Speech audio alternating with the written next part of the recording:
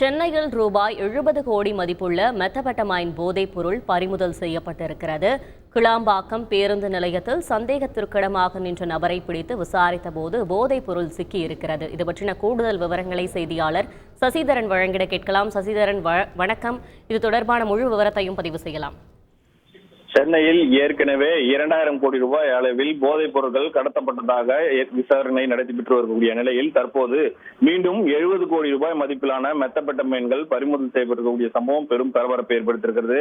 சென்னையிலிருந்து ராமநாதபுரம் வழியாக இலங்கை நாட்டிற்கு போதைப் பொருள் கடத்தப்படுவதாக மத்திய போதைப் பொருள் தடுப்பு பிரிவு அதிகாரிகளுக்கு ஒரு தகவல் கிடைக்கிறது. தகவலின் அடிப்படையில் அரவிந்தன் எஸ்பி தலைமையில் ஒரு தனிப்படை அமைக்கப்பட்டு சென்னையை அடுத்துள்ள கிளாம்பாக்கம் பேருந்து நிலையத்தில் தீவிர கண்காணிப்பில் ஈடுபடுகிறார்கள். அப்போது போதைப் பொருள் தடுப்பு பிரிவு அதிகாரியின் சேகரித்த அடையாளங்கள் சந்தேகத்துக்கு மேல் நபரை பிடித்து விசாரணை மேற்கொண்டதில் அவர் ராமநாதபுரம் மாவட்டத்தை சேர்ந்த பைசல் ரகுமான் என்பது தெரிய வந்தது. அவரிடம் சுமார் 6 கிலோ மெத்தபெட்டமைன் போதைப் பொருள் கையில் இருப்பது தெரிய வந்தது.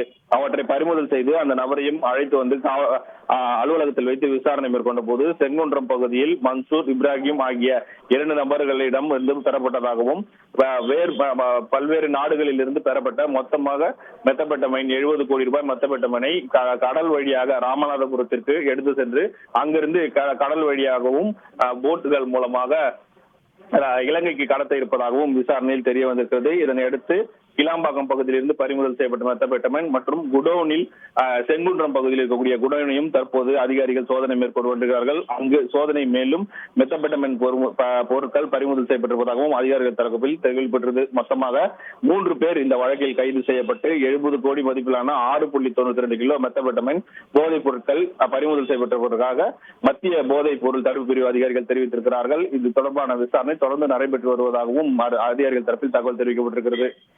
விவரங்களுக்கு நன்றி சசிதரன். செய்திகளை உடனுக்குடன் தெரிந்து கொள்ள உடனே சப்ஸ்கிரைப் பண்ணுங்க.